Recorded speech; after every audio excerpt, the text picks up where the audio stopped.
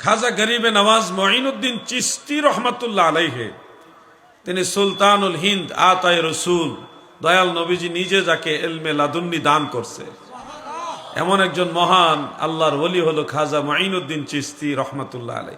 আপনারা আশ্চর্য হবেন, খাজা মঈনুদ্দিন চিশতি রহমাতুল্লাহ আলাইহে ভারতবর্ষে আসার প্রায় ১৫০ বছর আগে বাংলাদেশের নেত্রকোনায় একজন আল্লাহর ওলি এসে ইসলাম প্রচার করছে। ওনার নাম শাহ সুলতান কমরউদ্দিন রুমি রহমাতুল্লাহ আলাই। উনি গাউসে পাকেরও প্রায় ২০০ বছর আগে আসছে। গাউসে পাকের জন্মের ২০০ বছর আগে, খাজা গরিবে নওয়াজের জন্মের প্রায় ২০০ বছর আগে এই বাংলাদেশে আল্লাহর ওলি শাহ সুলতান কমরউদ্দিন রুমি রহমাতুল্লাহ আলাই, ওনার মাজার নেত্রকোনায়। উনি হলেন ইমাম বাইহাকি রহমাতুল্লাহ আলাইহির সমসাময়িক। ইমাম বাইহাকির ইন্তেকাল ৪৫৮ আর ওনার ইন্তেকাল হলো ৪৪৫। তার মানে ইমাম বাইহাকির সমসাময়িক হলো উনি, তার মানে কত আগের।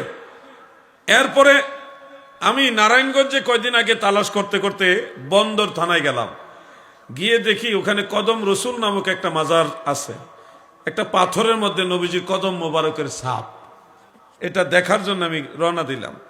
তো গিয়ে দেখি একটা পাথরের মধ্যে কত সুন্দর নবীজির কদম মোবারকের ছাপ, আঙ্গুল মোবারক যে রাখছেন পাথর, ওইভাবে নবীজির আঙ্গুল মোবারকের ছাপটা রেখে দিয়েছে।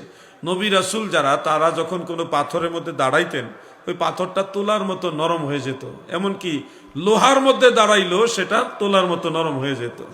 দাদু, ওই পাথরটা দেখতে গিয়ে দেখি এটা কে আনছে এই দেশে, এই পাথর বাংলাদেশে কে নিয়ে আসছে। এই খবর নিতে যে ২জন লোকের সন্ধান পাইলাম।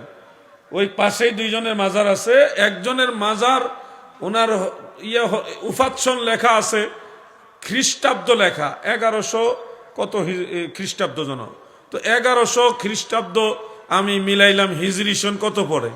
তো হিজরি সন মিলাই দেখি ওনারা গাউসে পাক বড়পীর আব্দুল কাদের জিলানী রহমাতুল্লাহ আলাইহির প্রায় ১৫০ বছরের আগের লোক। তার মানে বাংলাদেশের নারায়ণগঞ্জে নবীজির কদম মুবারকের ছাপ নিয়ে ইসলাম প্রচারের জন্য এই আল্লাহর আউলিয়ারা এসেছেন গাউসে পাকেরও আগে।